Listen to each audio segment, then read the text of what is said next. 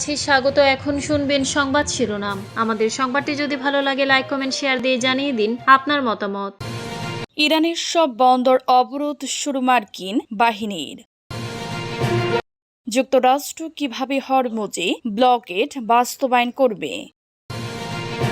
ট্রাম্পের অবরোধের সামনে ইরানে টিকে থাকার কৌশল কি? মার্কিন অবরোধের বিরুদ্ধে পারস্য উপসাগরীয় দেশগুলিকে সতর্ক করল ইরান। ইসরায়েলের সাথে সমঝোতা প্রত্যাখ্যান হিজবুল্লাহর। যুদ্ধবিরতির মেয়াদ ফুরিয়ে আসছে, ইরানকে পরিণতির কথা স্মরণ করিয়ে ট্রাম্পের হুঁশিয়ারি।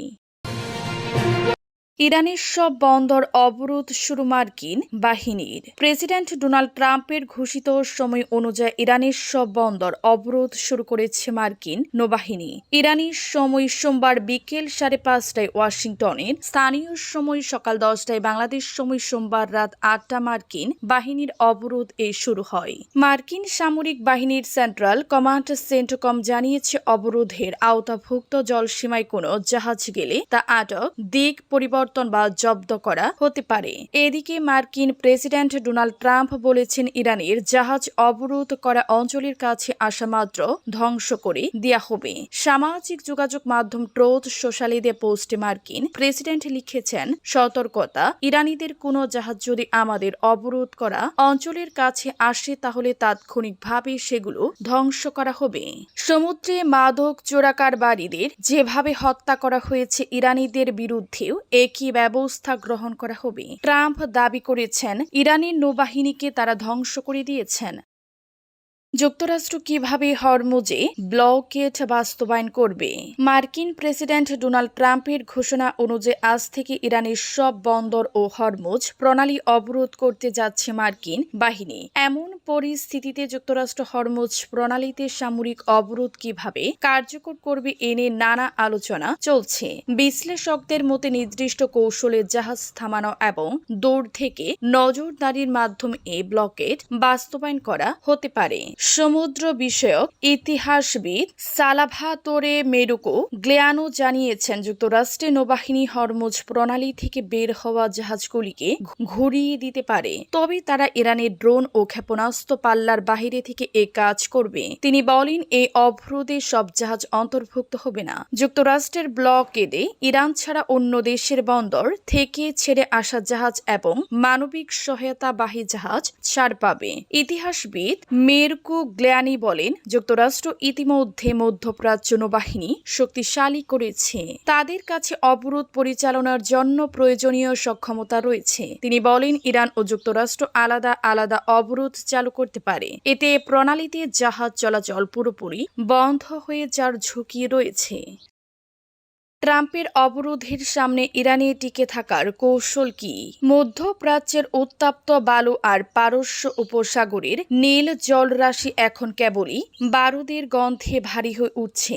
ডোনাল্ড ট্রাম্পের নির্দেশে মার্কিন নৌবাহিনী যখন ইরানের প্রধান বন্দরগুলো ঘিরে ফেলেছে, তখন সারা বিশ্ব থমকে দাঁড়িয়ে দেখছে এক চরম অনিশ্চয়তার সংঘাত। তেহরান কি নতজানু হবে নাকি এই অবরোধের বিপরীতে গড়ে তুলবে অভেদ্য প্রতিরোধ? সে প্রশ্নে এখন বিশ্ব রাজনীতির কেন্দ্রবিন্দুতে।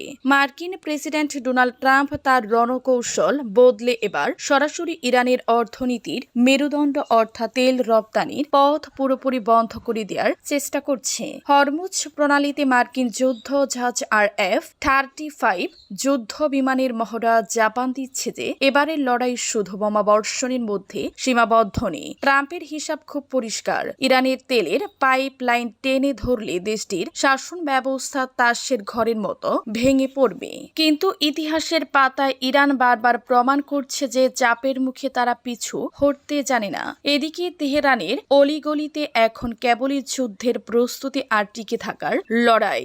মার্কিন হামলায় ইরানের ইস্পাত আর পেট্রোকেমিক্যাল খাতের বিশাল ক্ষতি হলেও দেশটির শাসকরা এখনো অনড় অবস্থানে রয়েছেন। মার্কিন অবরোধের বিরুদ্ধে পারস্য উপসাগরীয় দেশগুলিকে সতর্ক করল ইরান। ইরানি বন্দরগুলিতে যুক্তরাষ্ট্রের নৌ অবরোধ আরোপের প্রচেষ্টাকে উস্কানিমূলক হিসেবে আখ্যা দিয়ে পারস্য উপসাগরীয় প্রতিবেশী দেশগুলোর সঙ্গে জরুরি আলোচনা শুরু করেছে ইরান। সোমবার বিকেলে ইরানের পররাষ্ট্রমন্ত্রী আব্বাস আরাগচি সৌদি আরব ও কাতারের পররাষ্ট্রমন্ত্রীদের সঙ্গে টেলিফোনে কথা বলেন এবং বর্তমান পরিস্থিতির ঝুঁকি নিয়ে আলোচনা করেন। ইরানের পররাষ্ট্র মন্ত্রণালয়ের তথ্য অনুযায়ী সৌদি পররাষ্ট্রমন্ত্রীর সঙ্গে আলাপকালে আরাগচি জোর দিয়ে বলেন, ইরান অন্তত সদিচ্ছা নিয়ে যুক্তরাষ্ট্রের সঙ্গে যুদ্ধবিরতি মেনে নিয়েছিল, তবে গত সপ্তাহান্তে পাকিস্তানে অনুষ্ঠিত আলোচনায় মার্কিন পক্ষের অত্যধিক লোক ও অযৌক্তিক দাবির কারণে কোনো সমঝোতায় পৌঁছানো সম্ভব হয়নি। আলোচনার এই ব্যর্থতার জন্য তিনি সরাসরি ওয়াশিংটনকে দায়ী করেন। একই দিনে কাতারের পররাষ্ট্রমন্ত্রীর সঙ্গে পৃথক এক ফোনালাপে আরাগচি জানান, তেহরান অন্তত দায়িত্বশীলতার সঙ্গে কূটনৈতিক প্রক্রিয়া শুরু করেছে, যাতে জাতীয় স্বার্থ রক্ষার পাশাপাশি আঞ্চলিক শান্তি ও নিরাপত্তা নিশ্চিত করা যায়। তিনি স্পষ্ট করে দেন যে ইরান আলোচনার পথ খোলা রাখলে নিজের সার্বভৌমত্বের প্রশ্নে কোনো আপোষ করবে না। ইসরায়েলের সঙ্গে কোনো ধরনের সমঝোতা বা আলোচনা করতে রাজি নয় হিজবুল্লাহ। সংগঠনটির প্রধান নাইম কাসিম স্পষ্ট করে বলেছেন, বর্তমান পরিস্থিতিতে কূটনৈতিক উদ্যোগ অর্থহীন এবং এর কোনো ফল নেই। সোমবার এক বক্তব্যে নাইম কাসিম বলেন, ইসরায়েলের সঙ্গে আলোচনা করা সম্পূর্ণ আশার। তিনি এটিকে নিরর্থক বলে উল্লেখ করেন। তিনি বলেন, লেবাননের সব পক্ষের সম্মতি ছাড়া কেউ দেশকে এমন পথে ইসরায়েলের সঙ্গে আলোচনায় নিতে পারে না। এ ধরনের কোনো ঐকমত্য এখনো হয়নি বলেও জানান তিনি। লেবাননের প্রেসিডেন্ট জোসেফ আউনকে উদ্দেশ্য করে তিনি বলেন, ইসরায়েল লেবাননের জনগণের মধ্যে বিভাজন তৈরির চেষ্টা করছে। নাইম কাসিম আহ্বান জানান, আগে সবাই মিলে আগ্রাসনের বিরুদ্ধে প্রতিরোধ গড়ে তুলতে হবে, এরপর ভবিষ্যৎ নিয়ে আলোচনা করা যেতে পারে। যুদ্ধবিরতির মেয়াদ ফুরিয়ে আসছে, ইরানকে পরিণতির কথা স্মরণ করিয়ে ট্রাম্পের হুঁশিয়ারি।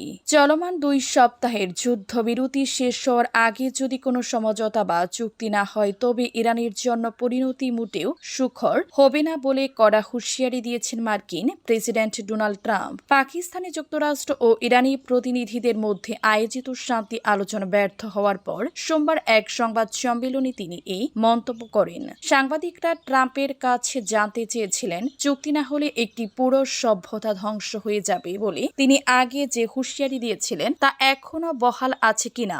এর সরাসরি উত্তর না দিলেও তিনি অত্যন্ত গম্ভীরভাবে বলেন, আমি এই মুহূর্তে এটি নিয়ে বিস্তারিত মন্তব্য করতে চাই না, তবে এটুকু বলতে পারি যে বিষয়টি তাদের জন্য মোটেও সুকর হবে না। উল্লেখ্য, গত সপ্তাহে ট্রাম্পের বেঁধে দেওয়া সময়সীমা শেষ হওয়ার মাত্র কয়েক ঘন্টা আগে 2 সপ্তাহের একটি যুদ্ধবিরতিতে সম্মত হয়েছিল যুক্তরাষ্ট্র ও ইরান, কিন্তু গত সপ্তাহান্তে পাকিস্তানে অনুষ্ঠিত শান্তি আলোচনা কোনো ফল ছাড়াই শেষ হয়। মার্কিন ভাইস প্রেসিডেন্ট জেডি ব্রাঞ্চ জানিয়েছেন, ইরান পারমাণবিক অস্ত্র ত্যাগ করার বিষয়ে কোনো সুনির্দিষ্ট প্রতিশ্রুতি দিতে রাজি না হওয়ায় আলোচনায় অচলাবস্থা তৈরি হয়েছে।